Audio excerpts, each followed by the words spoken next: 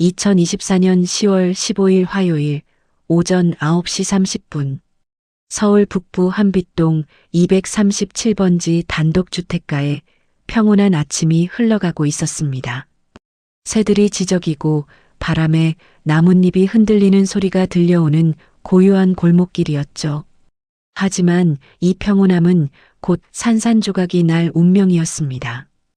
우체부 오토바이 소리가 골목길에 울려 퍼지기 시작했거든요. 70세 김명자 할머니는 마당에서 배추를 다듬고 계셨습니다. 45년 전 25살 새댁이었을 때부터 지켜온 이 집에서 말이죠.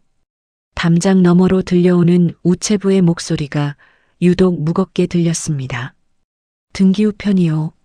도시개발공사에서 온 중요한 서류입니다. 문이 열리는 소리와 함께 명자 할머니가 대답했어요. 뭔 도시개발공사요? 아, 받을게요. 명자 할머니의 손이 미세하게 떨렸습니다. 70년을 살아오며 터득한 직감이 말하고 있었죠. 이 봉투 안에는 분명 좋지 않은 소식이 들어있을 거라고. 봉투를 뜯는 소리가 들려오고 새한빛 도시개발사업 시행 통지서라는 글자가 눈에 들어왔습니다. 명자 할머니는 안경을 다시 쓰고 천천히 읽어내려갔어요. 2025년 3월까지 이주대책 보상협의 문서에는 차갑고 딱딱한 관공서 용어들만 가득했지만 그 의미는 명확했습니다. 45년간 살아온 이 집을 떠나야 한다는 것이었죠.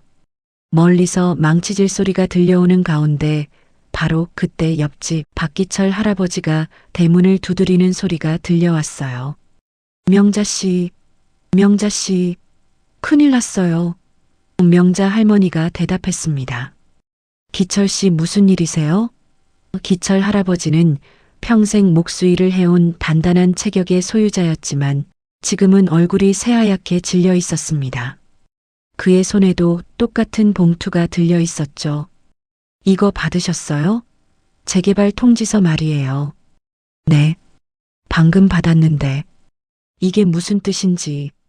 두 노인은 마주보며 한동안 말이 없었습니다. 45년과 43년. 이 동네에서 함께 살아온 세월의 무게가 그들 사이에 흘렀어요. 바람소리가 더 거세지는 가운데 그런데 여러분, 이상한 일이 벌어졌습니다.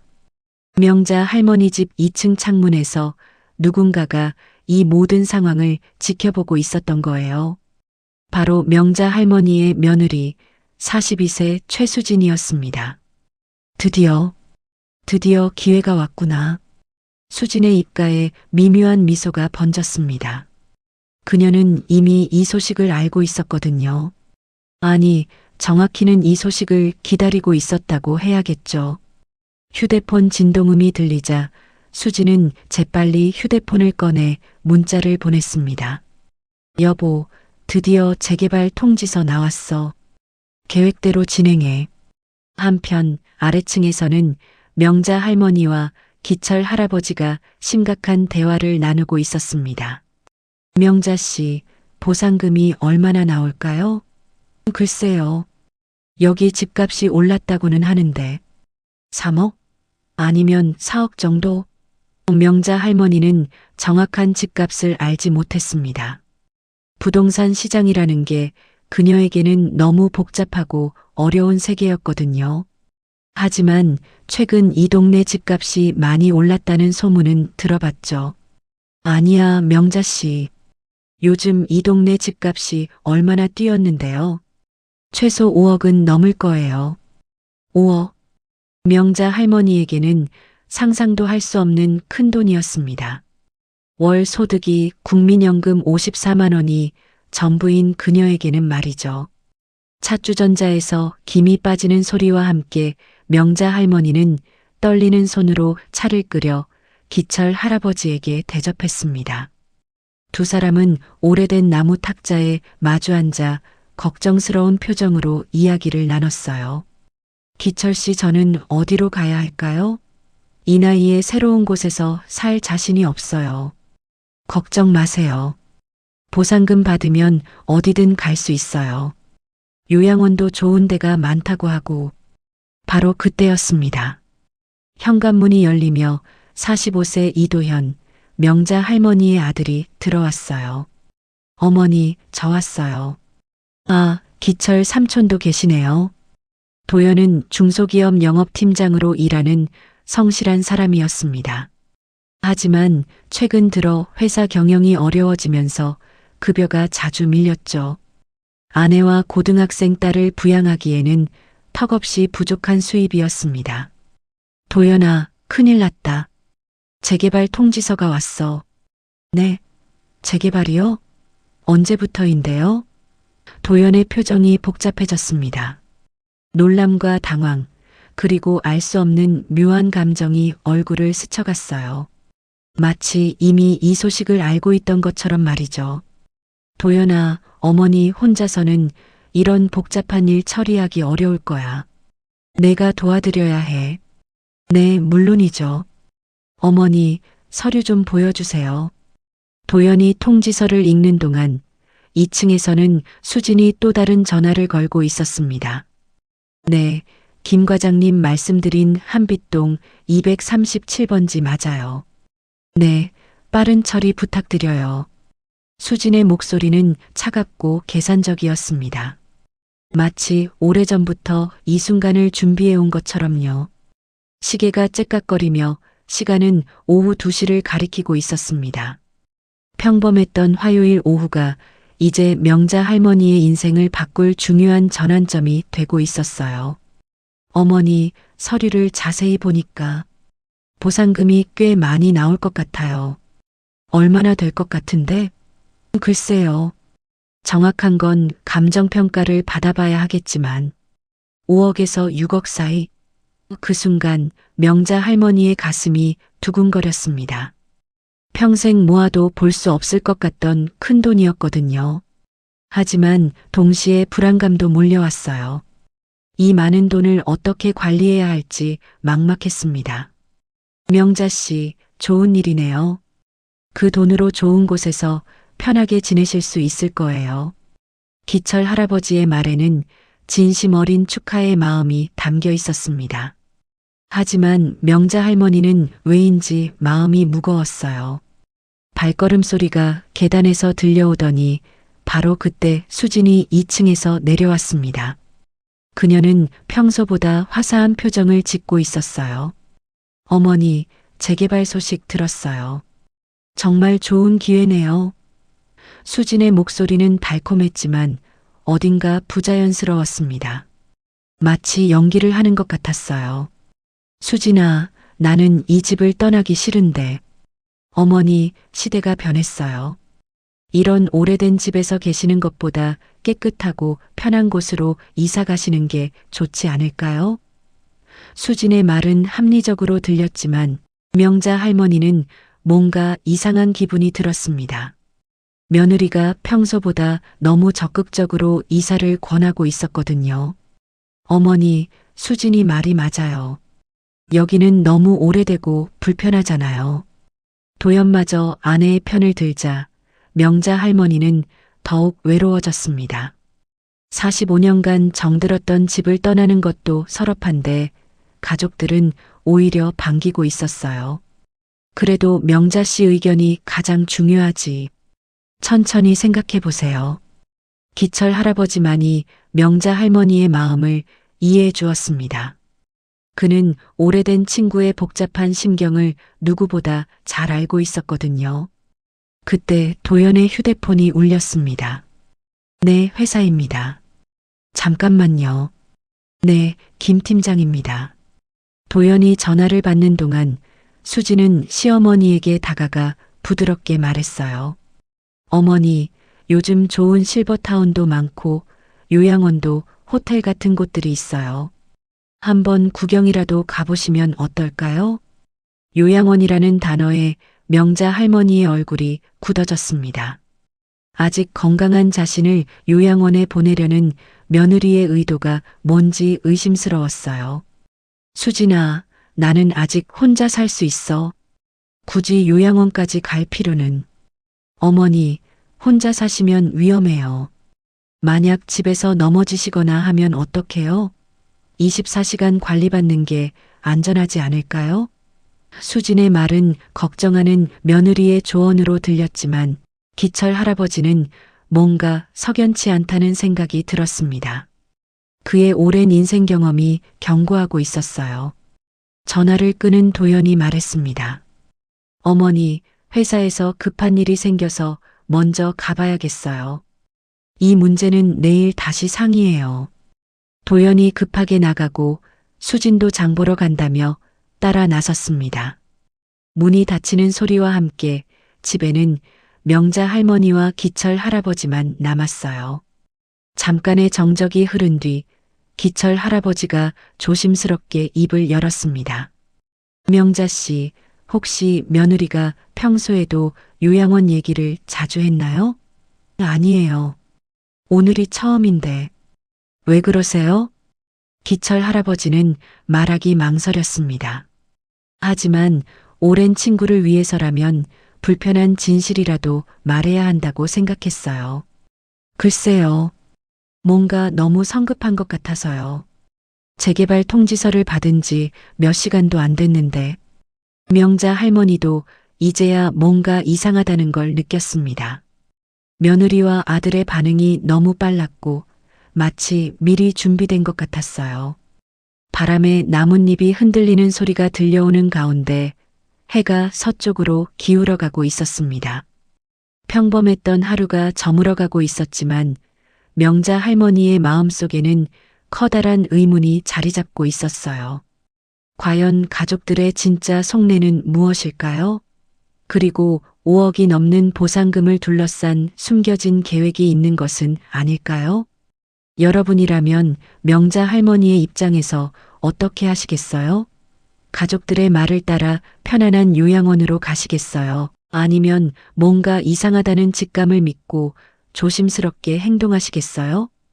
이제부터 며느리 수진의 숨겨진 계획이 본격적으로 드러나기 시작합니다. 그리고 명자 할머니는 상상도 못했던 가족의 배신을 마주하게 될 거예요. 과연 어떤 충격적인 진실이 기다리고 있을까요? 끝까지 들어보세요. 2024년 10월 15일 저녁 8시 30분. 명자 할머니가 1층에서 저녁 설거지를 하고 있을 때 2층에서는 전혀 다른 대화가 벌어지고 있었습니다. 도연과 수진 부부가 침실 문을 꼭 닫고 속삭이듯 이야기를 나누고 있었거든요. 설거지하는 그릇 소리가 아래층에서 들려오는 가운데 수진이 먼저 입을 열었습니다. 여보, 오늘 정말 잘 됐어. 드디어 기회가 온 거야. 도연이 조심스럽게 대답했습니다. 그런데 수진아, 어머니가 요양원 가기 싫다고 하시는데 그럼 어떡해? 5억이 넘는 돈을 70살 노인 혼자 관리하게 둘 거야? 우리 현실을 생각해봐. 수진의 목소리에는 절박함이 섞여 있었습니다. 그들의 통장 잔고는 고작 47만 원. 매달 관리비와 딸 은영이의 학원비, 대출 이자만 해도 280만 원이 나가는 상황이었거든요. 도연이 한숨을 깊게 쉬었습니다. 하지만 어머니를 속이는 것 같아서 마음이 편하지 않아. 속이는 게 아니라 어머니를 위한 일이야. 혼자 계시다가 치매라도 오시면 어떡해? 그때 가서 후회하는 것보다 미리 좋은 곳에 모시는 게 낫지 않을까? 수지는 이미 며칠 전부터 이 계획을 세워두고 있었습니다. 재개발 소식이 나올 거라는 정보를 미리 알고 있었거든요. 그녀의 직장 동료 중 부동산 업계에서 일하는 김 과장이 귀띔해준 덕분이었죠. 창밖으로 가로등 불빛이 들어오는 가운데 수지는 휴대폰을 꺼내 계산기를 두드렸습니다. 여보, 계산해봐. 보상금 5억 중에서 3억으로 좋은 요양원에 일시불로 계약하면 평생 어머니 모실 수 있어. 그럼 우리에게는 2억이 남는 거야. 2억이면 도연의 눈빛이 흔들렸습니다. 대출 1억 2천만 원을 모두 갚고도 8천만 원이 남는 계산이었거든요. 처음으로 경제적 여유를 가질 수 있는 기회였습니다. 하지만 도연의 양심이 그를 괴롭혔습니다. 그래도 어머니 동의 없이는 동의? 70살 어르신이 뭘 알아? 요즘 요양원이 얼마나 좋은지 몰라서 그러는 거야. 24시간 간병, 새끼 식사, 의료 서비스까지. 집에 혼자 계시는 것보다 훨씬 안전하고 편해. 수진의 말솜씨는 그럴듯했지만 그녀의 진짜 속마음은 달랐습니다. 시어머니가 하루빨리 집을 비워주기를 바랄 뿐이었죠. 그때 아래층에서 명자 할머니의 목소리가 들려왔습니다. 도연아, 수진아, 차 한잔 할래? 두 사람은 깜짝 놀라며 대화를 멈췄어요. 혹시 들켰나 싶어서 말이죠. 네, 어머니. 금방 내려갈게요. 도연이 큰 소리로 대답했습니다. 수진이 도연의 팔을 붙잡으며 속삭였어요. 여보, 내일부터 본격적으로 시작하자. 요양원 몇 곳 알아보고 어머니 설득 작업 들어가는 거야. 어떻게 설득하는데? 쉽지. 안전 문제로 접근하는 거야. 혼자 계시다가 넘어지시면 어떡하냐. 응급 상황 생기면 어떡하냐. 이런 식으로. 수지는 이미 치밀한 계획을 세워두고 있었습니다. 명자 할머니의 마음을 흔들 수 있는 포인트들을 파악해 두었거든요. 건강에 대한 불안감, 혼자 사는 것에 대한 두려움. 이런 감정들을 자극하면 충분히 설득할 수 있을 거라고 생각했어요. 계단을 내려가면서 도연이 마지막으로 망설였습니다. 정말 이게 맞는 일일까? 여보, 우리도 생각해봐야지. 은영이 대학 갈 나이인데 등록금은 어떻게 마련할 거야? 우리 노후는? 어머니만 생각할 수는 없어. 수진의 말에는 현실적인 절박함이 담겨 있었습니다. 하지만 그 절박함 뒤에 숨겨진 탐욕도 있었죠. 1층 거실에서 명자 할머니가 따뜻한 차를 준비하고 계셨습니다. 찻잔이 부딪히는 소리와 함께 평화로운 분위기가 흘렸어요. 하지만 2층에서 내려오는 부부의 마음속에는 전혀 다른 계획들이 꿈틀거리고 있었습니다. 어머니, 차 향이 좋네요. 도연이 어색하게 웃으며 말했습니다. 국화차야. 몸에 좋다고 해서 우렸는데 많이 마셔. 명자 할머니의 따뜻한 미소를 보자 도연의 가슴이 먹먹해졌어요. 수진이 자연스럽게 화제를 돌렸습니다.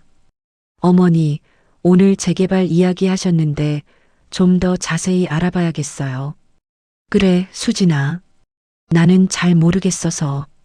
어머니, 요즘 보상금 받고 좋은 곳으로 이사 가시는 분들 많아요. 특히 시니어 전용 주거시설이나 요양원 같은 곳들이 정말 좋아졌거든요. 수지는 교묘하게 요양원 이야기를 꺼내기 시작했어요. 명자 할머니의 표정이 어두워졌습니다. 수진아, 나는 아직 요양원 갈 나이가 아니야. 아, 어머니, 요양원이라고 하니까 옛날 생각이 나시는 거죠? 요즘은 실버타운이라고 해서 호텔 같은 곳들이 많아요. 제가 인터넷으로 찾아본 곳들은 정말 좋더라고요. 수지는 미리 조사해둔 자료들을 꺼내기 시작했습니다. 휴대폰에 저장해둔 고급 실버타운 사진들을 보여주면서 말이죠. 여기 보세요. 개인 침실의 화장실, 24시간 의료진 상주, 새끼 식사 제공에 간식까지. 그리고 여기가 중요한데 같은 또래분들이 많이 계셔서 외롭지 않으실 거예요. 화면 속 시설들은 정말 호화로워 보였습니다. 하지만 명자 할머니는 여전히 마음이 내키지 않았어요. 그래도 내 집이 제일 편한데. 어머니, 혼자 계시면 위험해요. 만약 밤에 화장실 가시다가 넘어지시면 어떡해요? 아무도 모르잖아요. 도연도 아내의 말에 동조했습니다. 어머니, 수진이 말이 맞아요. 저희도 걱정돼서 밤에 잠이 안 올 때가 있어요. 하지만 도연의 목소리에는 진심보다는 어색함이 더 많이 느껴졌죠. 명자 할머니도 아들의 변화를 눈치챘습니다. 평소와 다른 분위기였거든요. 도연아, 너 무슨 일 있니? 아니에요. 어머니, 그냥 어머니 걱정돼서요. 시계가 밤 9시 45분을 가리키고 있었습니다. 수진이 계속해서 설득을 이어갔어요. 어머니, 일단 구경이라도 가보시면 어떨까요? 마음에 안 드시면 안 가시면 되는 거고. 구경? 네, 내일 시간 되시면 제가 예약해둔 곳이 있어요. 정말 좋은 곳이라고 소문났거든요. 수지는 이미 내일 일정까지 짜두고 있었습니다. 한번 발을 들여놓게 하면 설득하기 쉬울 거라고 생각했거든요. 명자 할머니가 머뭇거렸습니다. 글쎄, 나는 잘 모르겠어. 어머니, 그냥 구경만 하는 거예요. 아무 부담 갖지 마세요. 도연도 거들었습니다. 어머니, 한번 보시고 결정하세요. 급한 건 아니니까요.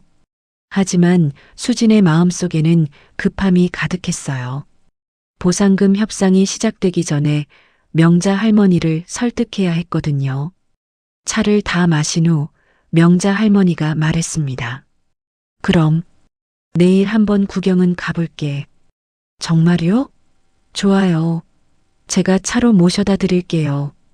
수진의 얼굴에 환한 미소가 번졌습니다. 계획의 첫 단계가 성공한 거였죠.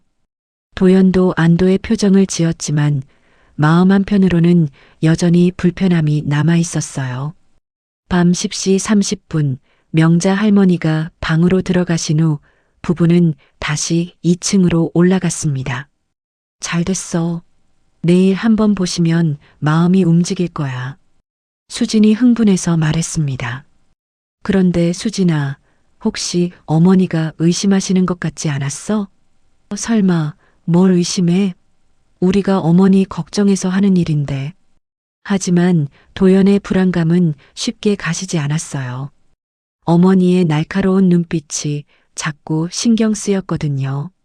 그 시각 옆집에서는 기철 할아버지가 창문 너머로 명자 할머니 집을 바라보고 있었습니다. 2층에서 불빛이 새어나오고 있었죠. 저 시간에 무슨 이야기를 그렇게 오래 하고 있을까? 기철 할아버지의 직감이 뭔가 이상하다고 말하고 있었어요. 45년간 이웃으로 살면서 터득한 감각이었죠. 여러분이라면 어떻게 생각하시겠어요? 수진과 도연의 계획이 정말 명자 할머니를 위한 일일까요? 아니면 보상금을 노린 이기적인 속셈일까요? 그리고 만약 여러분이 명자 할머니의 친구인 기철 할아버지라면 이런 상황에서 어떻게 행동하시겠어요? 내일 명자 할머니는 수진이 안내하는 실버타운을 구경하게 됩니다. 그곳에서 어떤 일이 벌어질까요? 그리고 수진의 진짜 계획은 과연 무엇일까요? 명자 할머니에 대한 압박이 본격적으로 시작됩니다. 과연 70세 할머니는 가족들의 교묘한 설득에 넘어가고 말까요? 계속해서 들어보세요. 2024년 10월 16일 수요일 오전 10시 수진이 운전하는 하얀색 소나타가 서울 강남구에 위치한 해피골든 실버타운 주차장에 들어서고 있었습니다. 명자 할머니는 조수석에 앉아 창밖을 내다보며 긴장한 표정을 짓고 있었어요. 35층 높이의 우아한 건물이 눈앞에 펼쳐져 있었습니다. 어머니, 여기에요. 어떠세요? 정말 좋죠? 수진의 목소리에는 흥분이 섞여 있었습니다. 명자 할머니는 고개를 끄덕였지만 마음 한편으로는 부담스러웠어요. 너무 큰 것 같은데. 나 같은 사람이 살기에는. 어머니, 그런 말씀 마세요. 어머니께서 충분히 누리실 자격이 있어요. 하지만 명자 할머니의 머릿속에는 한 달 관리비가 얼마나 될지에 대한 걱정이 가득했습니다. 국민연금 54만 원으로는 절대 감당할 수 없는 곳이라는 걸 직감적으로 알 수 있었거든요. 엘리베이터가 15층에 도착하자 상담실 문이 열렸습니다. 40대 중반의 단정한 여직원이 환한 미소로 맞이했어요. 안녕하세요. 최 부장님이시죠? 어르신 모시고 오신다고 하셨는데 어머님이신가요? 네, 시어머니세요. 김명자 어머님이십니다. 수진이 능숙하게 대답했습니다. 마치 여러 번 와본 것처럼 자연스러웠어요. 상담실은 고급 호텔 로비를 연상시킬 만큼 화려했습니다. 가죽 소파와 대리석 테이블, 벽면에는 입주자들이 활동하는 사진들이 가득 걸려 있었죠. 어머님, 편하게 앉으세요. 차부터 한 잔 드실까요? 직원이 정성스럽게 녹차를 우려주었습니다. 명자 할머니는 이런 대접을 받아본 적이 없어서 어색했어요. 고맙습니다. 너무 신경 쓰지 마세요. 어머님, 연세가 어떻게 되세요? 올해 70입니다. 아, 그럼 우리 시설 이용하시기에 딱 좋은 나이세요. 보통 65세 이상부터 입주 가능하거든요. 직원이 태블릿을 꺼내 시설 소개를 시작했습니다. 화면에는 넓은 개인실, 고급스러운 식당, 피트니스 센터, 의료실 등이 차례로 나타났어요. 와, 정말 좋네요. 병원도 있고. 수진이 과장된 감탄을 표했습니다. 네, 저희는 24시간 간병 서비스와 의료진이 상주하고 있어요. 또 영양사가 직접 관리하는 식단으로 하루 3끼 제공되고요. 명자 할머니는 듣기만 해도 좋았지만 비용이 걱정됐습니다. 그런데 한 달에 얼마 정도? 아, 비용 말씀이세요? 어머님 같으신 분은 스탠다드 룸을 추천드려요. 월 350만 원입니다. 350만 원. 명자 할머니의 얼굴이 순간 창백해졌어요. 수진이 재빨리 개입했습니다. 아, 월 비용 말고 일시불 계약도 가능하죠? 네, 물론이죠. 일시불로 계약하시면 할인도 되고요. 10년 계약 기준으로 3억 2천만 원입니다. 2억 2천만 원 명자 할머니에게는 상상도 할 수 없는 큰 돈이었습니다. 하지만 수진의 얼굴에는 만족스러운 미소가 번졌어요. 계획했던 3억보다도 적었거든요. 어머니, 어때요? 한번 둘러보실까요? 시설 견학이 시작됐습니다. 복도는 호텔 같았고 개인실은 원룸 아파트만큼 넓었어요. 침대, 소파, 책상, 옷장까지 모든 가구가 비치되어 있었죠. 어머님, 여기서 생활하시면 정말 편하실 거예요. 청소, 빨래, 식사 준비. 아무것도 하실 필요 없어요. 직원의 설명이 이어졌습니다. 식당 견학에서는 70대 할머니 몇 분이 점심 식사를 하고 계셨어요. 어머님들, 여기 생활이 어떠세요? 수진이 다가가 물어봤습니다. 아, 좋아요. 혼자 살 때는 끼니 거르는 일이 많았는데 여기서는 규칙적으로 먹게 되니까 건강해졌어요. 한 할머니가 대답했습니다. 하지만 명자 할머니는 뭔가 어색한 기분이 들었어요. 마치 병원 같은 분위기였거든요. 견학을 마치고 상담실로 돌아왔을 때 직원이 계약서를 꺼내 놓았습니다. 어머님, 어떠셨어요? 마음에 드셨나요? 명자 할머니는 망설였어요. 시설은 좋았지만 집 같은 편안함은 없었거든요. 글쎄요. 좋기는 한데. 어머니, 이런 기회가 흔하지 않아요. 재개발 보상금으로 딱 맞는 조건이잖아요. 수진이 부드럽게 압박하기 시작했습니다. 그런데 3억이 넘는 돈을. 어머니, 걱정 마세요. 어머니 평생 편안하게 지내실 수 있는 투자예요. 집에 혼자 계시면서 쓸쓸하게 지내시는 것보다 훨씬 나을 거예요.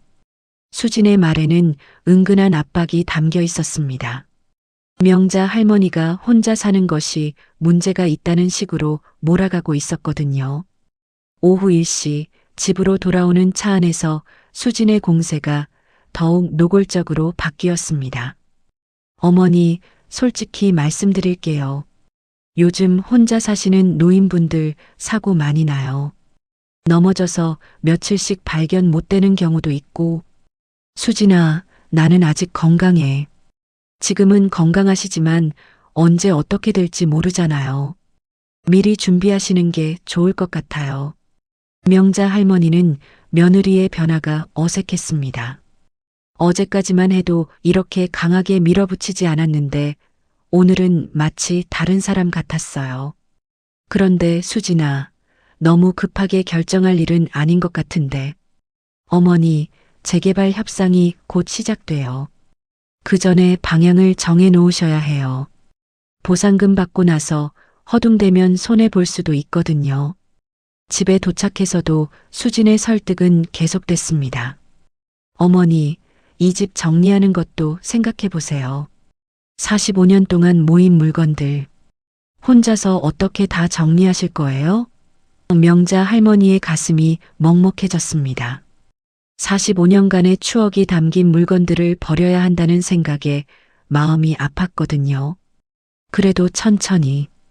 어머니, 시간이 없어요. 재개발 일정에 맞춰야 하거든요.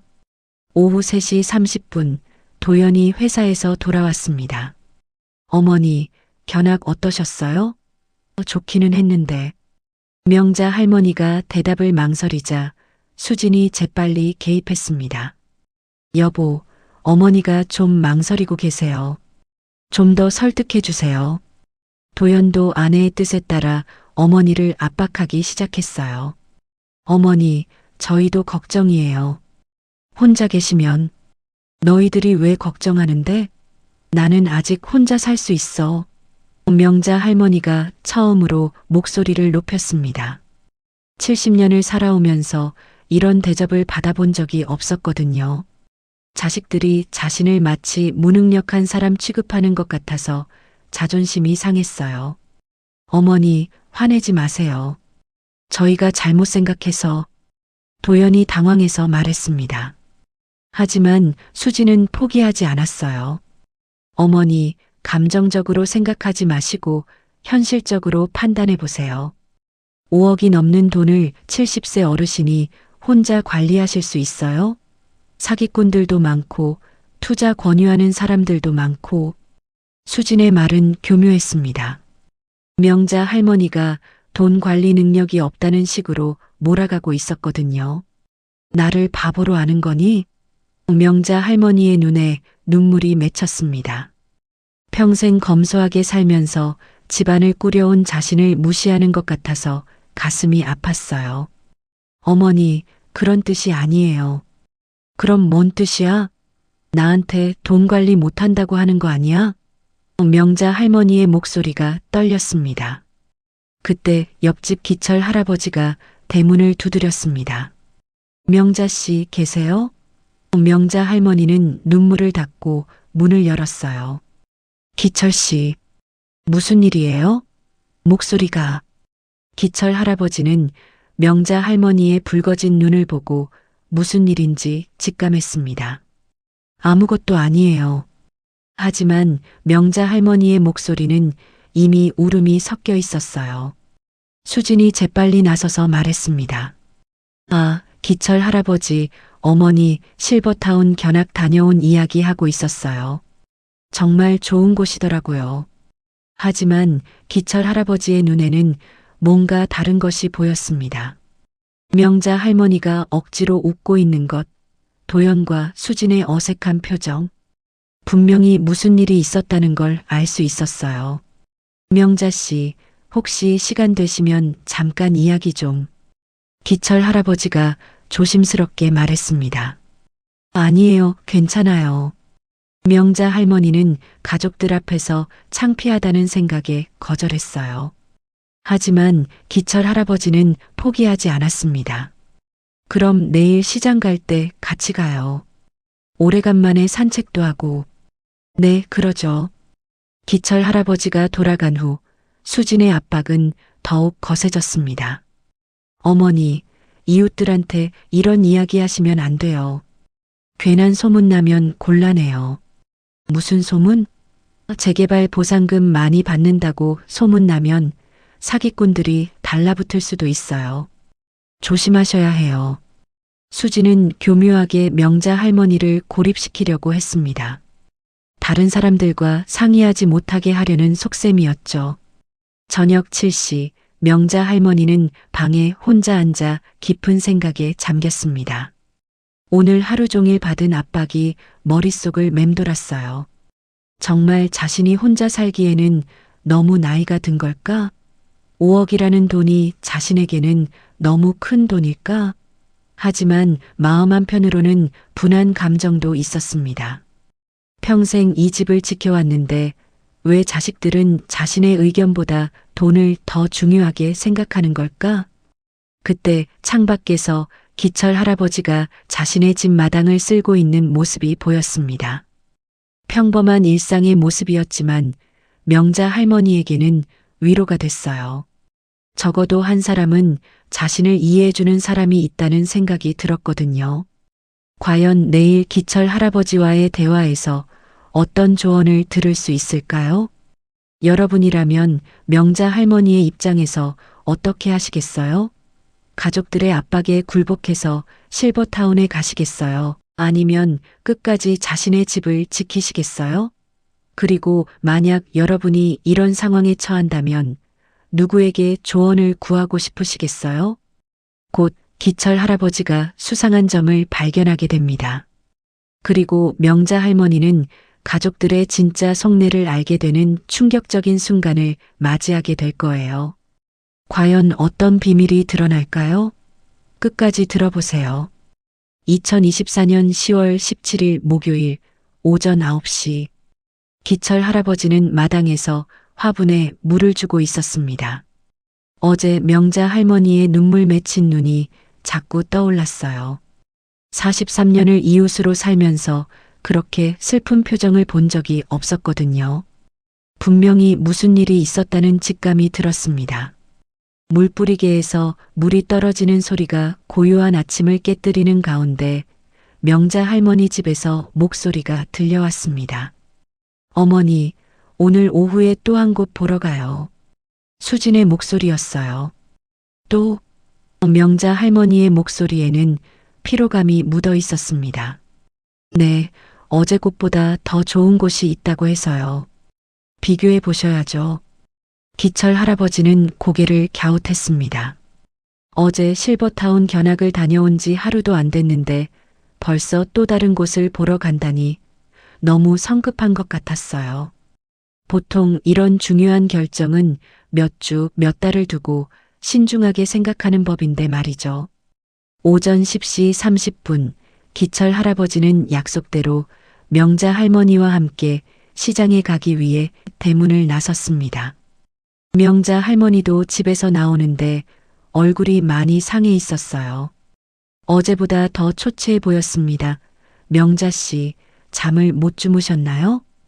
응, 좀 그래요. 명자 할머니의 대답은 힘이 없었어요.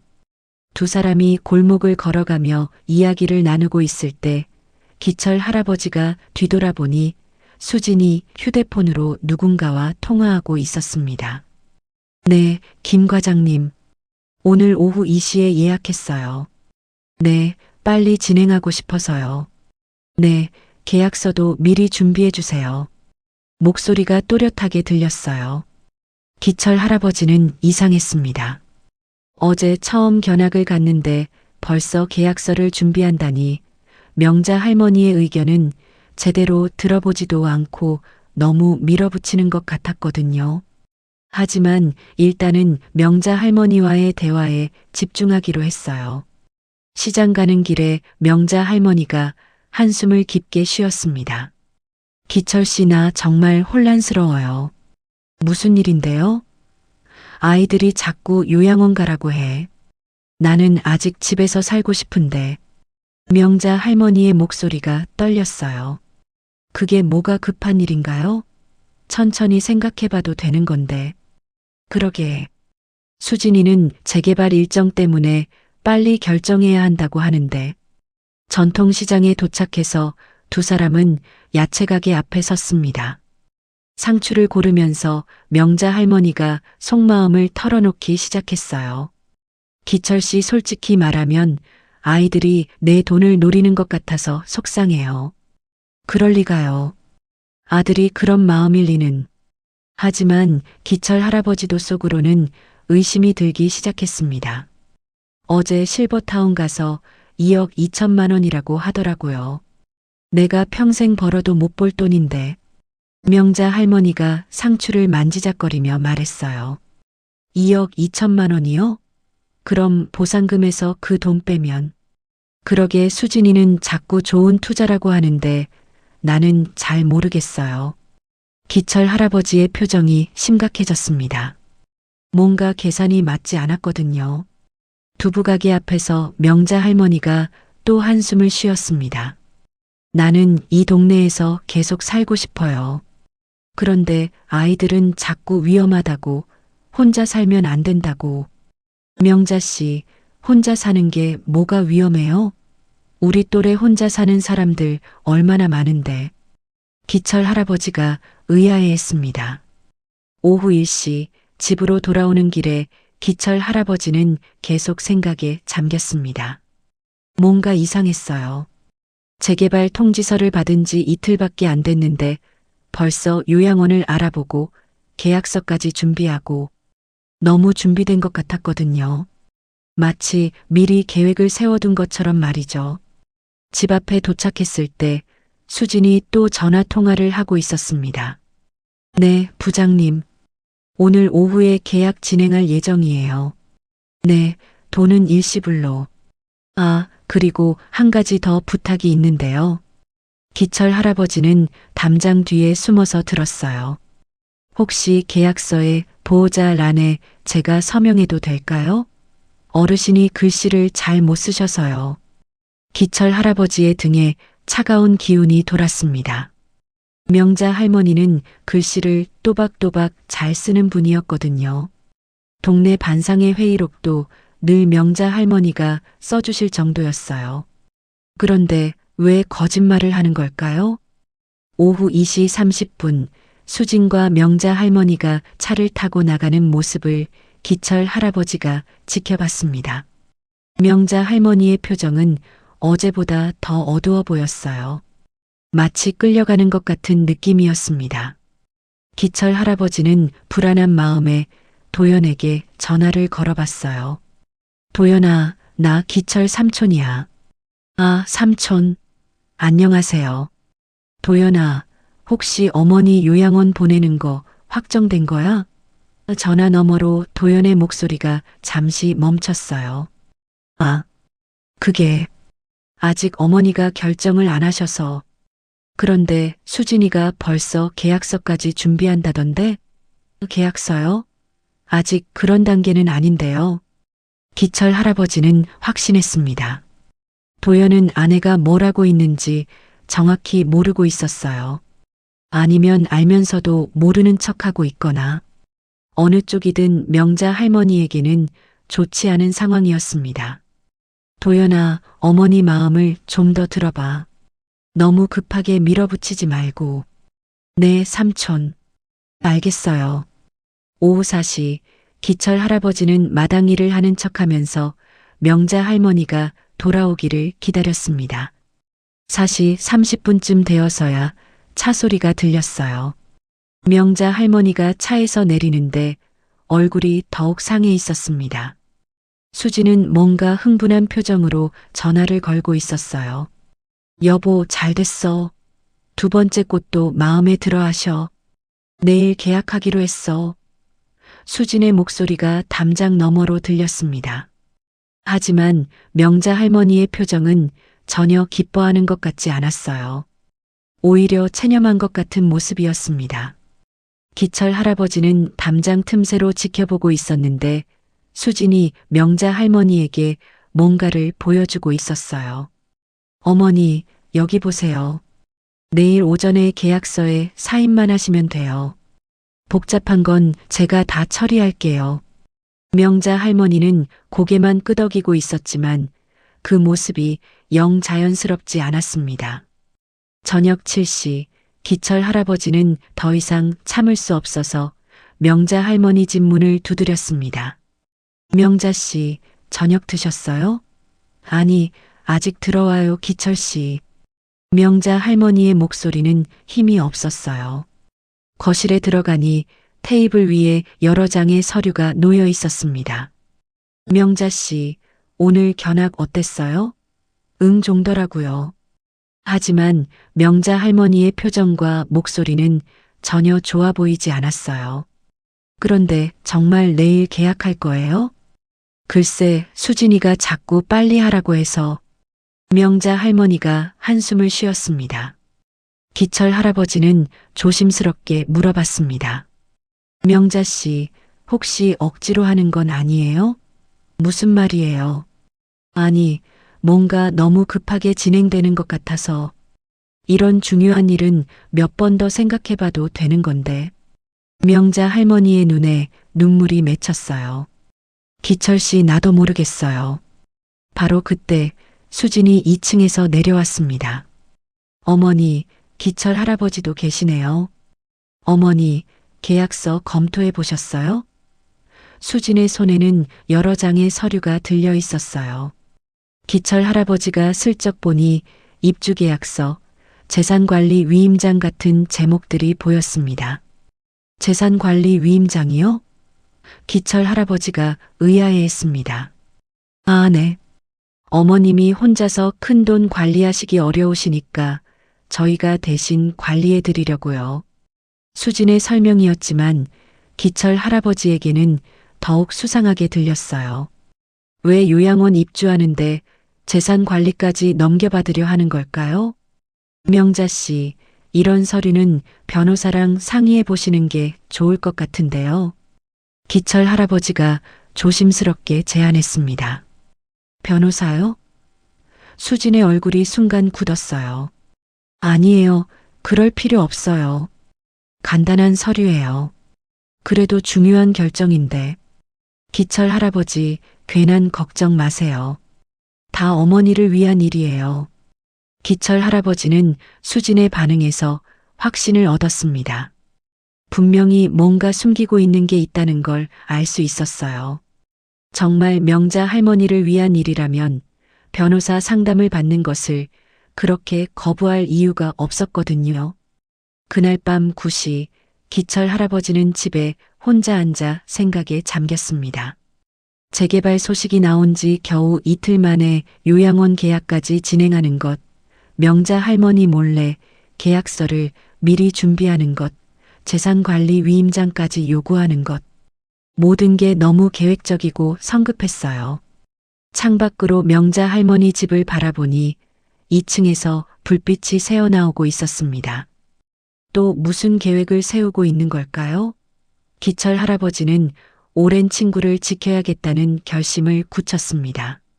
43년을 이웃으로 살면서 서로 도와온 인연을 이런 식으로 끝낼 수는 없었거든요.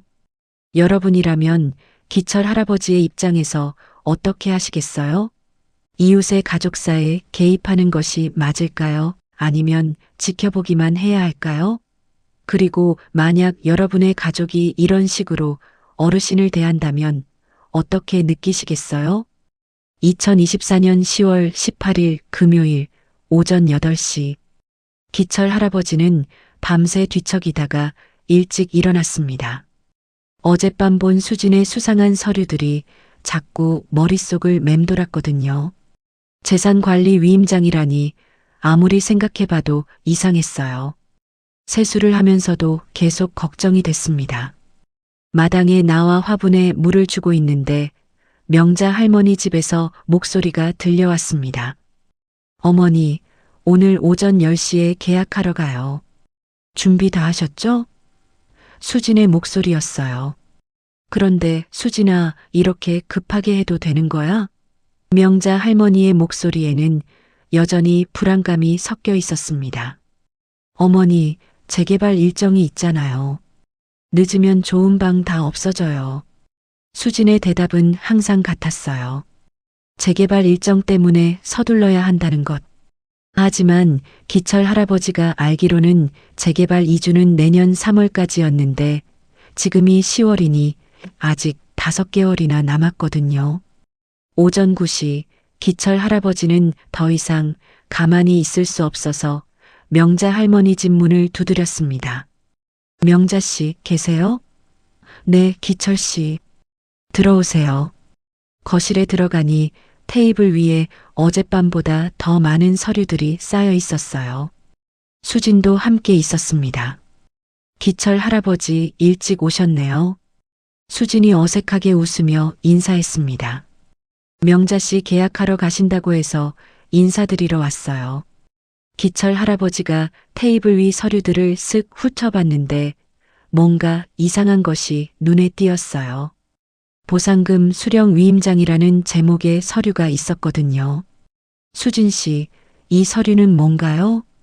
기철 할아버지가 조심스럽게 물어봤습니다. 아, 그거요?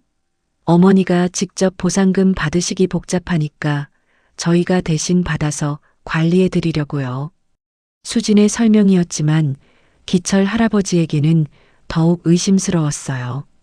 본인 명의 보상금을 왜 남이 대신 받아야 하는 걸까요? 명자 씨, 이런 중요한 서류는 꼼꼼히 읽어보셔야 해요. 기철 할아버지가 말했습니다. 네, 맞아요. 그런데 글씨가 너무 작아서 잘 안 보여요. 명자 할머니가 한숨을 쉬었어요. 어머니, 시간이 없어요.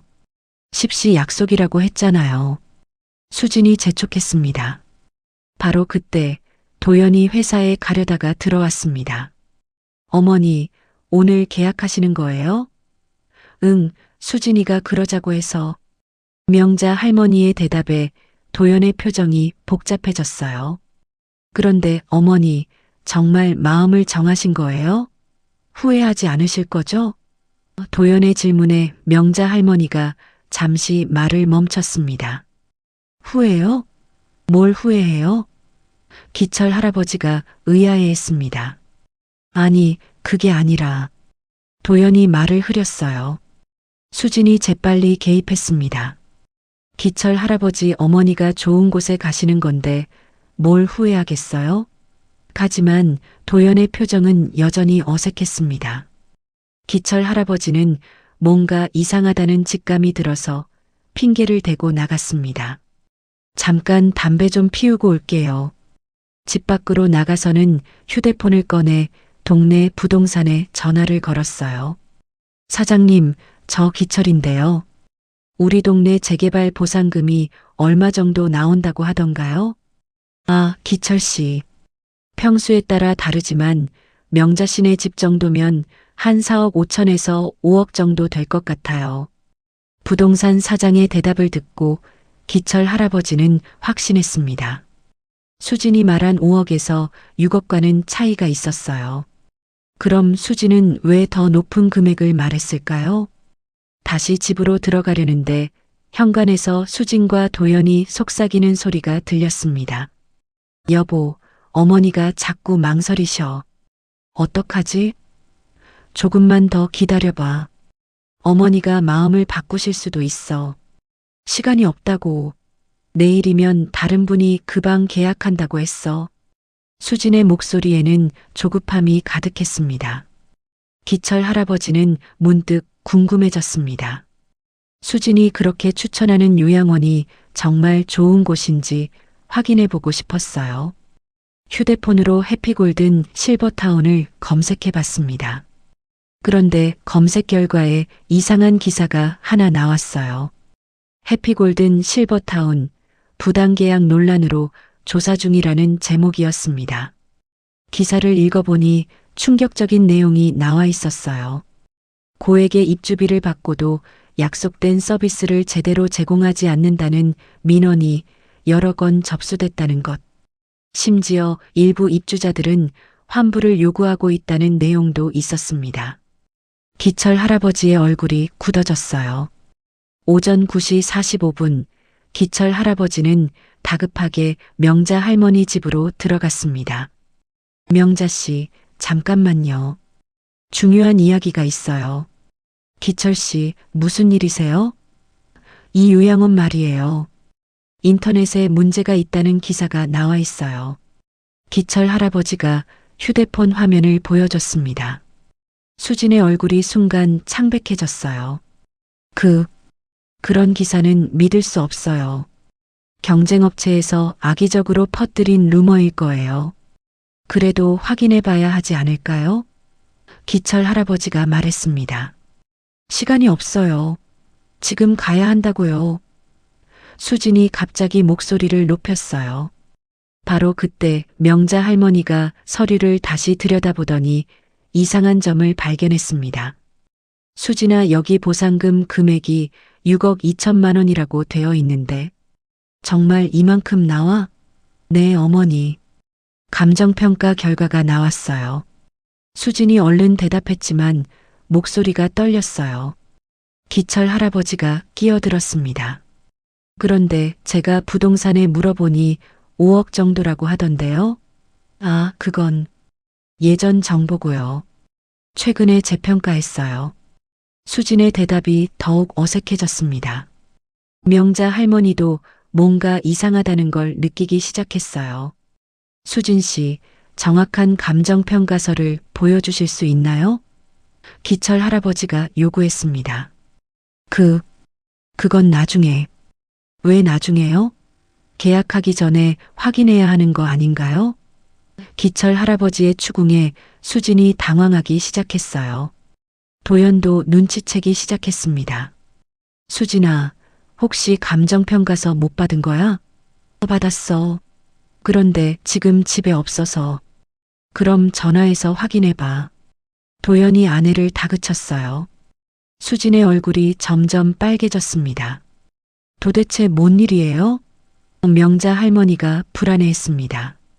기철 할아버지가 조심스럽게 말했습니다. 명자 씨, 혹시 이 모든 계획을 수진 씨가 미리 세워두고 있었던 건 아닐까요? 무슨 말씀이세요?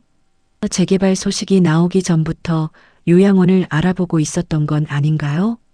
수진이 갑자기 버럭 소리를 질렀어요. 무슨 근거로 그런 말을 하세요? 저는 어머니를 위해서 하는 일이에요. 하지만 그 순간 수진의 가방에서 휴대폰이 떨어졌어요. 화면에는 김 과장 마이너스 부동산 브로커라는 이름이 표시되어 있었습니다. 기철 할아버지가 휴대폰을 주워주면서 통화 기록을 보게 됐는데 깜짝 놀랐어요. 10월 13일 재개발 통지서가 나오기 이틀 전부터 김 과장과 여러 번 통화한 기록이 있었거든요. 수진 씨, 이건 뭔가요? 재개발 소식을 미리 알고 있었던 거예요? 수진이 휴대폰을 빼앗으려 했지만 이미 늦었어요. 도연도 통화 기록을 봤거든요. 수진아, 이게 뭐야? 너 재개발 소식을 미리 알고 있었어? 그게. 수진이 말을 더듬기 시작했습니다. 명자 할머니의 얼굴이 굳어졌어요. 수진아, 정말 미리 알고 계획을 세운 거예요? 어머니, 그게 아니라. 그럼 뭐예요? 왜 거짓말을 했어요? 명자 할머니의 목소리가 떨렸습니다. 70년을 살면서 가족에게 이런 배신을 당할 줄은 꿈에도 몰랐거든요. 기철 할아버지가 더 추궁했습니다. 수진 씨, 혹시 보상금 금액도 거짓인가요? 아니에요. 그건 정말. 그럼 감정평가서를 지금 당장 보여주세요. 수진이 더 이상 대답하지 못했어요. 거짓말이 들킬까봐 두려웠거든요. 바로 그때 도연이 아내의 가방을 뒤져서 충격적인 것을 발견했습니다. 진짜 감정평가서였어요. 그런데 거기에는 4억 8천만 원이라고 적혀 있었습니다. 수진아, 이게 뭐야? 4억 8천만 원이라고 되어 있잖아. 도연이 소리쳤어요. 수진이 더 이상 숨길 수 없다는 걸 깨달았습니다. 좋아요. 맞아요. 저는 어머니를 위해서 한 게 아니에요. 갑자기 털어놓기 시작했어요. 우리 집 빚이 얼마인 줄 알아요? 1억 2천만 원이에요. 매달 이자만 280만 원씩 나가는데 어떻게 살아요? 명자 할머니와 기철 할아버지가 충격을 받았어요. 그래서 내 돈을 노린 거야? 명자 할머니가 떨리는 목소리로 물었습니다. 노린 게 아니라 어차피 어머니도 혼자 관리하시기 어려우시잖아요. 우리가 대신 관리해드리면서 필요한 것만 쓰려고 했어요. 필요한 것만이요? 기철 할아버지가 분노했습니다. 명자 씨 평생 모은 돈을 여러분이 필요한 대로 쓰겠다는 거예요? 그게 아니라 수진이 변명하려 했지만 이미 모든 게 드러난 상황이었어요. 도연도 충격에서 벗어나지 못했습니다. 수진아, 너 정말 이런 계획을 세우고 있었어? 여보도 알고 있었잖아. 처음에는 반대했지만 결국 동의했잖아요. 수진이 남편도 끌어들였어요. 나는 동의한 적 없어. 그냥 요양원 가시는 게 좋을 것 같다고 한 것뿐이야. 갑자기 집안이 아수라장이 됐어요. 45년간 평화롭던 명자 할머니의 집에서 이런 일이 벌어질 줄은 아무도 몰랐거든요. 명자 할머니는 의자에 주저앉으며 눈물을 흘렸습니다. 내가 그렇게 만만해 보였니? 70살이라고 바보 취급하는 거야? 기철 할아버지가 명자 할머니의 어깨를 토닥이며 말했습니다. 명자 씨, 진정하세요. 이제 진실을 알았으니 대처할 수 있어요. 하지만 마음의 상처는 쉽게 아물지 않을 것 같았어요. 가장 믿었던 가족에게 배신당한 충격이 너무 컸거든요. 여러분이라면 명자 할머니의 입장에서 어떻게 하시겠어요? 가족을 용서하시겠어요? 아니면 법적 대응을 하시겠어요? 그리고 만약 여러분이 도연의 입장이라면 아내의 행동을 어떻게 받아들이시겠어요? 진실이 드러난 후 명자 할머니의 집은 차가운 침묵에 휩싸였습니다. 수진의 거짓말과 계획이 모두 밝혀진 상황에서 이제 남은 것은 서로를 바라보는 어색하고 고통스러운 시간뿐이었어요. 명자 할머니는 의자에 앉아 눈물을 닦고 있었고 기철 할아버지는 옆에서 지켜보고 있었습니다. 수진아, 너는 지금 당장 이 집에서 나가. 명자 할머니의 목소리는 평소와 달리 차갑고 단호했어요. 70년을 살면서 이렇게 분노한 적이 없었거든요.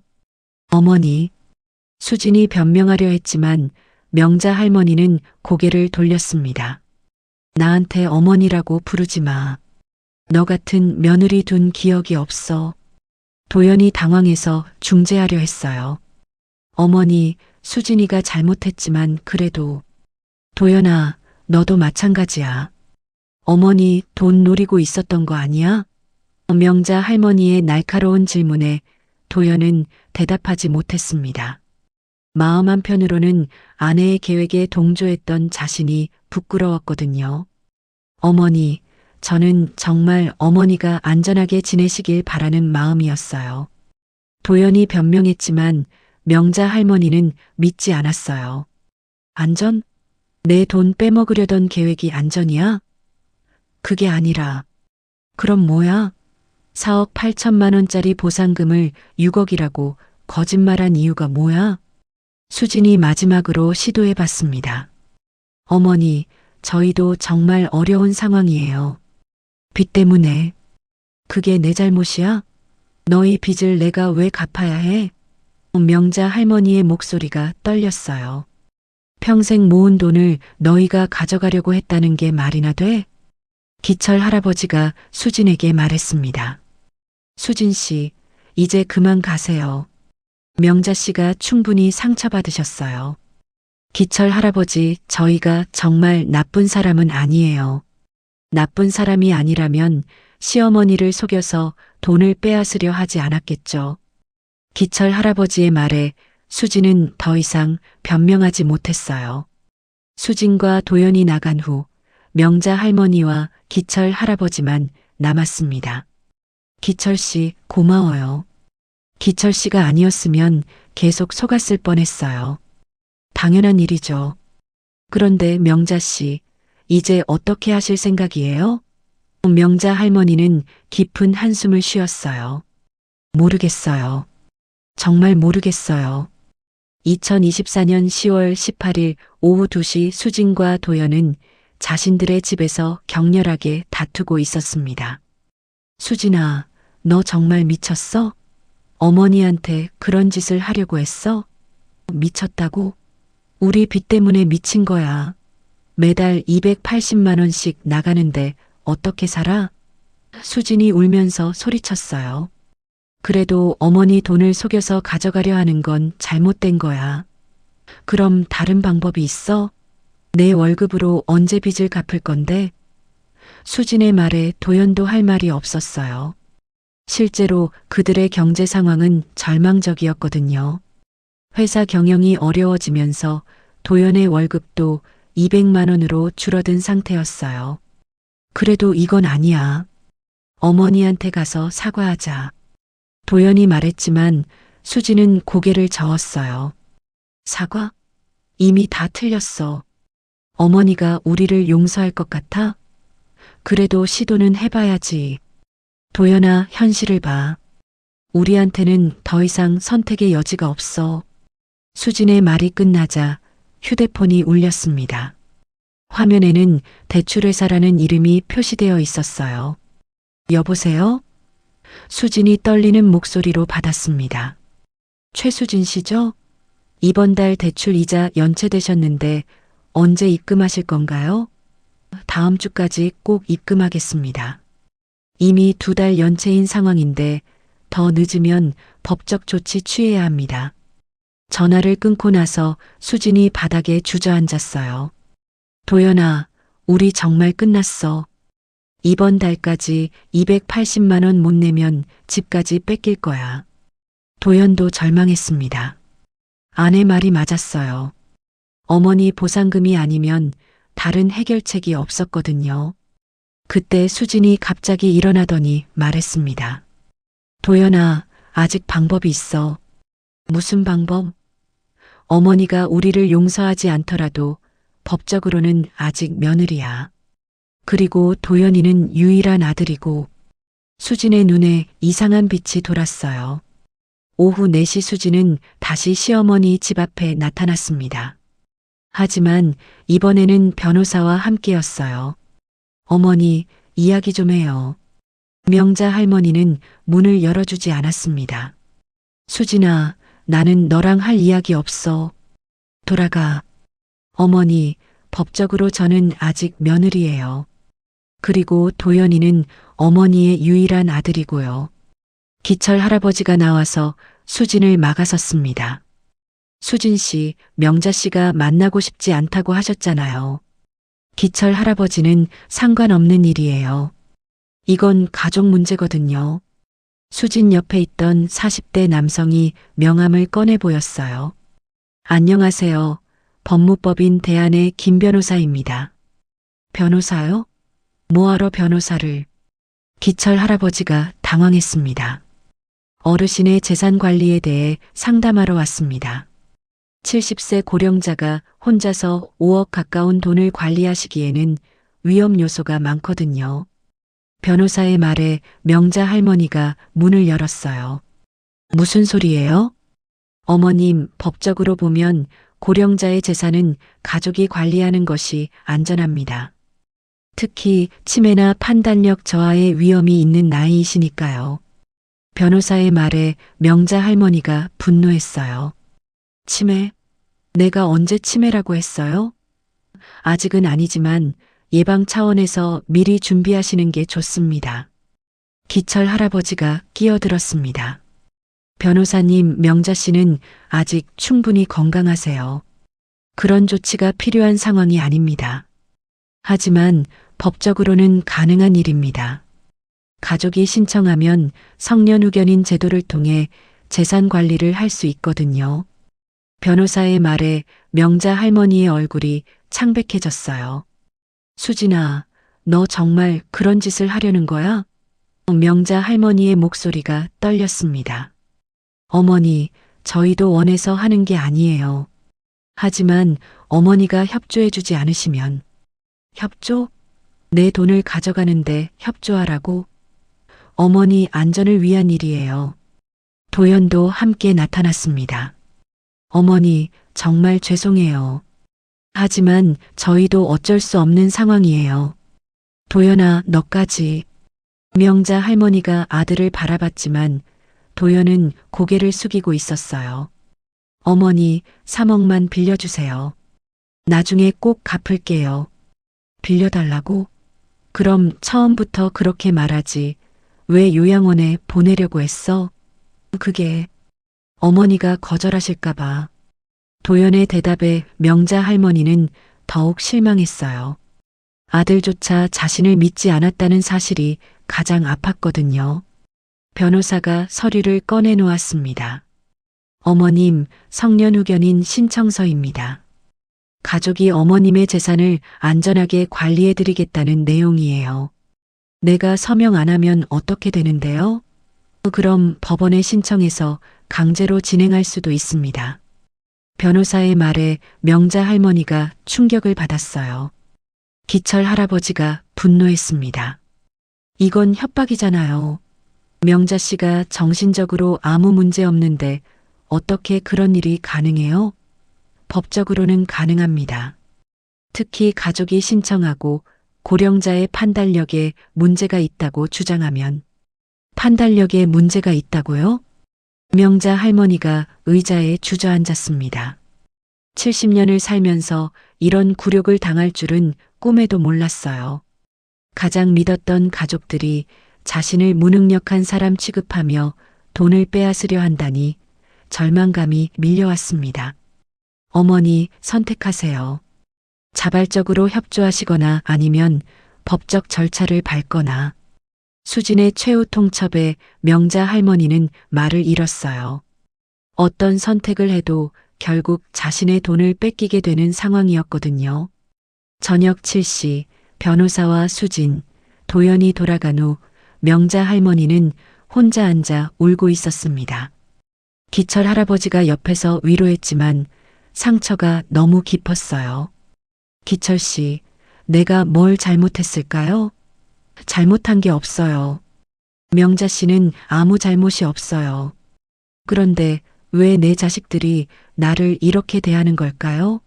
명자 할머니의 목소리는 절망으로 가득했어요. 돈 때문에 사람이 변하는 거예요. 하지만 포기하시면 안 돼요. 포기하지 않는다고 해서 뭐가 달라져요? 법적으로 어쩔 수 없다고 하는데. 밤이 깊어가면서 명자 할머니는 더욱 절망에 빠졌습니다. 45년간 지켜온 집, 평생 모은 돈, 그리고 가족에 대한 믿음까지 모든 것을 잃을 위기에 처한 거예요. 과연 70세 노인 혼자서 이 모든 것과 싸울 수 있을까요? 여러분이라면 명자 할머니의 입장에서 어떻게 하시겠어요? 가족의 압박에 굴복하시겠어요? 아니면 끝까지 맞서 싸우시겠어요? 그리고 만약 여러분이 주변에서 이런 일을 목격한다면 어떻게 도와주시겠어요? 2024년 10월 19일 토요일 오전 6시 기철 할아버지는 밤새 잠을 이루지 못했습니다. 어젯밤 명자 할머니가 당한 일이 자꾸 머릿속을 맴돌았거든요. 성년후견인 제도를 악용해서 70세 노인의 재산을 빼앗으려 한다니 이런 일이 실제로 가능한 건지 확인해 봐야겠다고 생각했어요. 일찍 일어나서 휴대폰으로 무료 법률 상담을 검색해 봤습니다. 다행히 오늘이 토요일이라 법무복지공단에서 무료 상담을 받을 수 있었어요. 여보세요. 법률 상담 받고 싶은데요. 네, 어떤 문제인지 말씀해 보세요. 고령자 재산관리 문제인데 가족이 성년후견인 신청을 하겠다고 협박하고 있어요. 상담 변호사의 설명을 들어보니 수진과 도연의 주장은 대부분 거짓이었습니다. 성년후견인 제도는 정말 판단 능력이 떨어진 경우에만 적용됩니다. 단순히 나이가 많다는 이유만으로는 불가능해요. 그럼 협박에 불과한 거네요? 네, 그렇습니다. 오히려 이런 협박 자체가 노인 학대에 해당할 수 있어요. 기철 할아버지는 희망을 찾았습니다. 명자 할머니에게 알려주고 싶어서 서둘러 옷을 입고 나갔어요. 7시 30분 명자 할머니 집 앞에 도착했는데 집안에서 흐느끼는 소리가 들렸습니다. 명자 씨, 기철이에요. 문 열어주세요. 기철 씨, 들어오세요. 명자 할머니의 얼굴은 밤새 울어서 퉁퉁 부어 있었어요. 기철 씨, 나 어떻게 해야 해요? 정말 법적으로 어쩔 수 없는 건가요? 아니에요. 제가 변호사한테 상담받아 봤는데 수진이들이 거짓말한 거예요. 기철 할아버지가 상담 내용을 자세히 설명해 주자 명자 할머니의 눈에 희망이 돌아왔어요. 정말요? 그럼 나를 속인 거예요? 네, 완전히 속인 거예요. 그리고 명자 씨, 이제 우리가 반격할 차례예요. 반격이요? 네, 수진이가 한 일들을 다 정리해서 신고하는 거예요. 사기, 협박, 노인 학대. 여러 가지 죄목이 있어요. 기철 할아버지의 말에 명자 할머니의 표정이 단호해졌습니다. 오전 9시 두 사람은 함께 동네 법무사 사무실로 갔습니다. 60대 초반의 친절한 박 법무사가 이들을 맞이했어요. 어르신들, 무슨 일로 오셨나요? 기철 할아버지가 지금까지의 상황을 차근차근 설명했습니다. 재개발 소식을 미리 알고 계획을 세운 것, 보상금 액수를 속인 것, 성년 후견인 제도로 협박한 것까지 모든 걸 털어놓았어요. 박 법무사가 심각한 표정으로 들더니 말했습니다. 이건 명백한 사기와 협박입니다. 특히 노인을 대상으로 한 범죄라서 처벌이 더 무거워요. 그럼 우리가 이길 수 있어요? 명자 할머니가 조심스럽게 물었습니다. 충분히 가능합니다. 다만 증거가 필요해요. 증거요? 뭔 증거가 있어요? 우선 수진 씨가 재개발 소식을 미리 알고 있었다는 통화 기록, 거짓 감정평가서, 협박성 발언들. 이런 것들을 다 모아야 해요. 박 법무사가 설명하자 기철 할아버지가 손을 들었어요. 저 어제 녹음했어요. 녹음을 하셨다고요? 기철 할아버지가 휴대폰을 꺼내 보였습니다. 어제 변호사가 와서 협박할 때 녹음해뒀어요. 혹시나 해서요. 박 법무사가 녹음 파일을 들어보더니 놀라워했어요. 이거 완벽한 증거네요. 성년 후견인 제도를 악용한 협박이 그대로 녹음되어 있어요. 정말요? 명자 할머니의 얼굴이 밝아졌습니다. 그리고 명자 씨, 수진 씨 휴대폰에서 본 통화 기록도 증거가 될 수 있어요. 재개발 소식 나오기 전부터 부동산 브로커와 연락했다는 거니까요. 어떻게 그걸 증명하죠? 휴대폰 통화 내역은 법원에서 조회할 수 있어요. 사기 혐의로 신고하면 가능합니다. 박 법무사가 계속 설명했습니다. 또한 거짓 감정평가서를 만든 것도 문서 위조에 해당해요. 4억 8천만 원을 6억이라고 속인 것도 사기죄고요. 처벌은 어떻게 되나요? 사기죄는 10년 이하 징역이고 노인 대상 범죄는 가중처벌이 있어요. 그리고 협박죄까지 더해지면 상당한 처벌을 받을 거예요. 오후 1시 세 사람은 경찰서로 향했습니다. 수사과 김 경사가 신고를 접수받았어요. 어르신, 자세히 말씀해 주세요. 명자 할머니가 처음에는 떨렸지만 점점 담담하게 이야기하기 시작했습니다. 제 며느리가 저를 속여서 돈을 빼앗으려 했어요. 김 경사도 녹음 파일을 듣고 놀라워했습니다. 이건 명백한 사기와 협박이네요.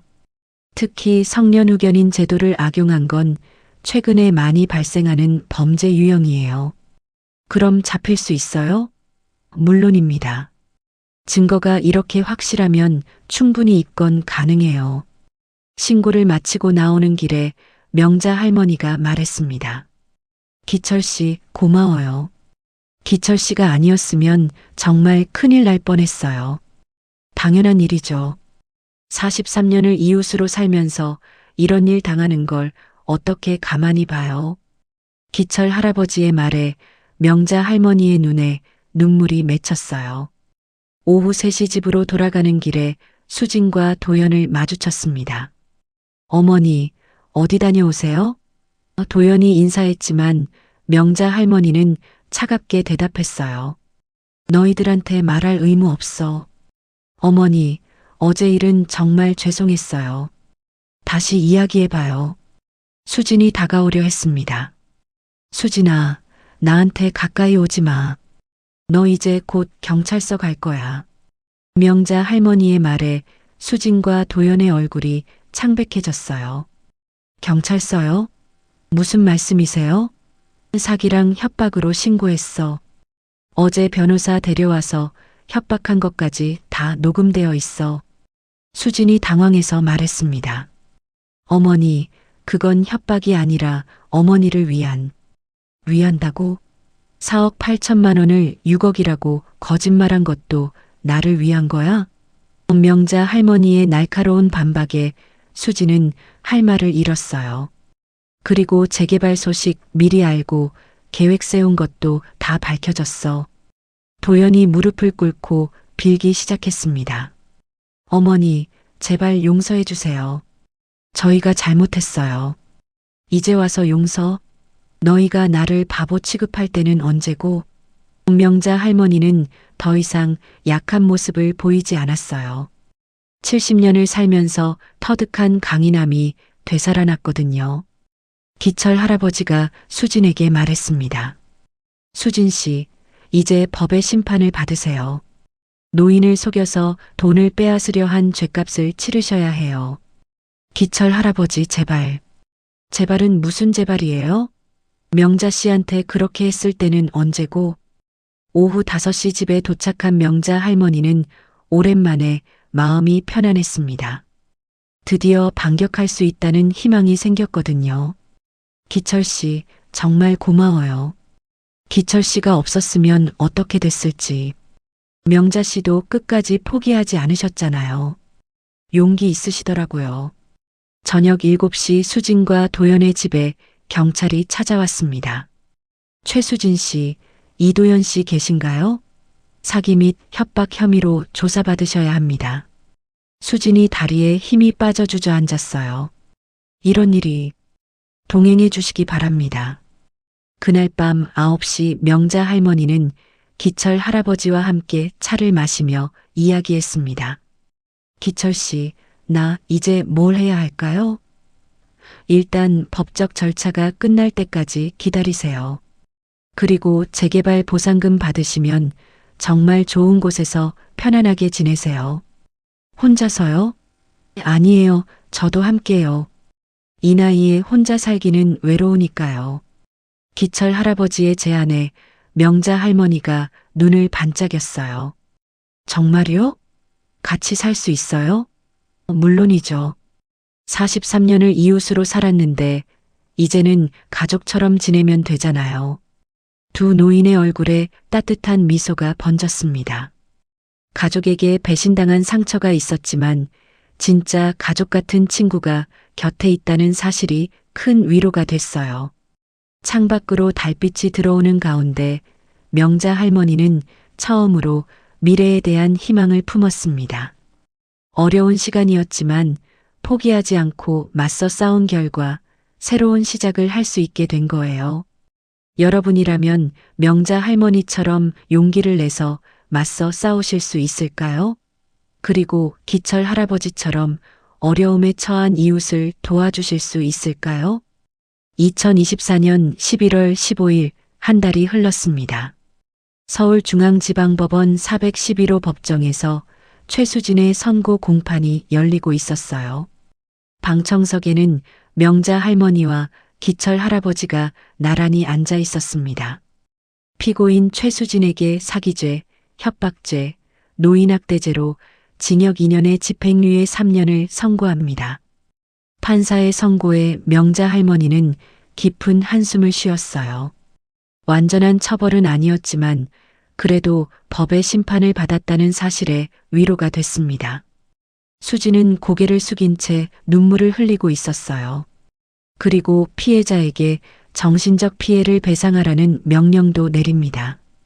법정을 나오는 길에 도연이 어머니 앞에 무릎을 꿇었습니다. 어머니, 정말 죄송합니다. 제가 아내를 제대로 말리지 못해서. 도연의 목소리는 진심 어린 참회로 가득했어요. 지난 한 달 동안 수진과 이혼 절차를 밟으면서 많은 것을 깨달았거든요. 도연아, 이제 그만해. 다 지난 일이야. 명자 할머니의 목소리는 차가웠지만 예전만큼 분노하지는 않았어요. 어머니, 저 정말 후회하고 있어요. 어떻게 하면 용서받을 수 있을까요? 용서는 시간이 해결해 줄 거야. 지금은 너부터 바로 서야지. 기철 할아버지가 도연에게 말했습니다. 도연 씨, 어머니한테 진짜 죄송하다면 이제라도 제대로 된 아들이 되세요. 네, 기철 삼촌. 앞으로는 정말 어머니께 잘하겠습니다. 도연의 얼굴에는 진정한 뉘우침이 보였어요. 2024년 12월 3일 드디어 재개발 보상금이 확정됐습니다. 정확한 금액은 4억 9,200만 원이었어요. 명자 할머니는 구청에서 보상금 지급 통지서를 받아들고 감회가 새로웠습니다. 기철 씨, 이 많은 돈을 받게 되니까 실감이 안 나요. 명자 씨가 45년 동안 지켜온 집의 값이에요. 당연히 받으셔야 하는 거죠. 보상금을 받은 명자 할머니는 기철 할아버지와 함께 새로운 보금자리를 찾기 시작했어요. 여러 곳을 둘러본 결과 경기도 용인에 있는 행복한 집 시니어 타운이 마음에 들었습니다. 수진이 추천했던 곳과는 달리 정말 어르신들을 위한 좋은 시설이었거든요. 명자 씨, 여기 어때요? 2인실도 있고 공용 공간도 넓고 좋아요. 그런데 정말 같이 살 수 있을까요? 명자 할머니는 아직도 믿어지지 않았어요. 43년을 이웃으로 살던 기철 할아버지와 진짜 가족처럼 지낼 수 있다는 게 말이죠. 시설 관리자가 설명해 줬습니다. 어르신들, 여기는 친구분들끼리 오시는 분들이 많아요. 혈연 가족보다 오히려 더 잘 지내시는 경우가 많죠. 그래요? 왜 그런가요? 서로 선택해서 함께 사는 거니까 배려심이 더 크시더라고요. 2024년 12월 20일 이사하는 날이었습니다. 45년 동안 살던 집을 떠나는 명자 할머니의 마음은 복잡했어요. 추억이 가득한 곳이었지만 동시에 가족에게 배신당한 아픈 기억도 있었거든요. 기철 씨, 정말 가는 거네요. 네, 새로운 시작이에요. 이사 트럭에 짐을 싣는 동안 동네 이웃들이 하나둘씩 찾아와 인사했습니다. 명자 씨, 새로운 곳에서 건강하게 지내세요. 43년 동안 좋은 이웃이었어요. 이웃들의 따뜻한 인사에 명자 할머니의 눈에 눈물이 맺혔어요. 마지막으로 도연이 찾아왔습니다. 어머니, 새로운 곳 주소 알려주세요. 가끔 안부 인사라도 드리고 싶어요. 도연아, 너도 새로운 시작해. 이번 일로 많이 배웠을 거야. 네, 어머니. 정말 죄송했어요. 도연이 깊게 인사하자 명자 할머니도 고개를 끄덕였어요.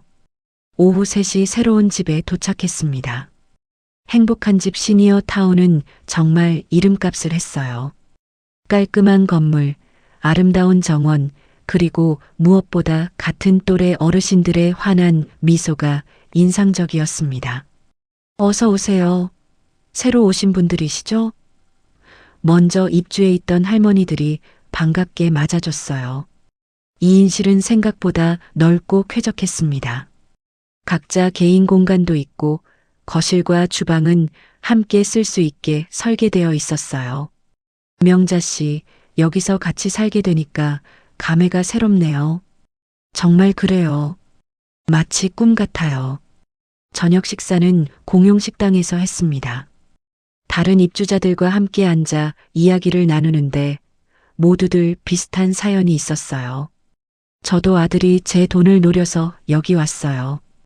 요즘 자식들이 왜 그런지 모르겠어요. 하지만 모두들 지금은 편안하고 행복해 보였습니다. 2025년 1월 15일 새로운 곳에서의 생활에 적응한 지 한 달이 됐습니다. 명자 할머니와 기철 할아버지는 매일 아침 함께 산책하고 오후에는 다른 입주자들과 화투도 치고 저녁에는 텔레비전을 보며 하루를 마무리했어요. 정말 평화로운 일상이었습니다. 기철 씨, 여기 와서 정말 잘 된 것 같아요. 맞아요. 가족한테 눈치 안 보고 편안하게 지낼 수 있어서 좋아요. 두 노인은 거실 소파에 앉아 창밖 눈 내리는 풍경을 바라보고 있었어요. 그런데 명자 씨, 가끔은 도연이가 걱정되지 않아요? 걱정은 되죠. 그래도 내 아들인데.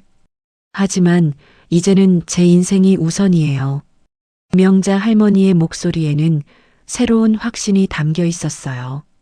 70살까지 살면서 깨달은 게 다른 사람을 위해서만 살면 안 된다는 거예요. 바로 그때 관리사무소에서 전화가 왔습니다. 명자 씨, 아들분이 면회 오셨는데요. 도연이가요? 명자 할머니가 놀라서 일어났어요. 로비로 내려가 보니 도연이 꽃다발을 들고 서 있었습니다. 어머니, 안녕하세요. 도연아, 갑자기 무슨 일이야? 어머니, 그냥 안부 인사드리러 왔어요. 새로운 곳에서 잘 지내시는지 보고 싶어서. 도연의 표정에는 진정한 미안함과 그리움이 보였어요. 수진이는 어떻게 됐어? 이혼했어요. 이제 혼자 살아요. 기철 할아버지도 함께 도연을 맞이했습니다. 도연 씨, 어머니 걱정하지 마세요. 여기서 정말 잘 지내세요. 기철 삼촌, 고맙습니다. 어머니 곁에서 지켜주셔서. 당연한 일이죠. 이제는 진짜 가족이니까요. 카페테리아에 앉아 차를 마시며 도연이 말했습니다. 어머니, 그동안 정말 죄송했어요. 돈 때문에 정신을 잃고 어머니를 힘들게 해드렸어요. 이제 그런 일 없을 거지? 네, 절대 없을 거예요. 이제는 제 힘으로 살아갈게요. 명자 할머니가 아들의 손을 잡았습니다. 도연아, 너도 이제 새로운 시작해. 어머니는 여기서 기철 씨랑 잘 살고 있으니까 걱정 마. 어머니, 도연의 눈에 눈물이 맺혔어요. 정말 죄송했어요. 이제 그만하고 앞으로 잘하면 돼. 2025년 2월 14일 발렌타인데이. 시니어 타운에서는 입주자들을 위한 작은 파티가 열렸습니다. 명자 할머니와 기철 할아버지도 참여해서 다른 어르신들과 함께 즐거운 시간을 보냈어요. 명자 씨, 여기 와서 정말 행복해요. 저도요. 이런 노후가 있을 줄 몰랐어요. 파티가 끝나고 방으로 돌아와서 두 사람은 차를 마시며 이야기했습니다. 기철 씨, 우리가 겪은 일이 꿈만 같아요. 정말 그래요. 하지만 포기하지 않았기 때문에 이런 결과가 있는 거죠.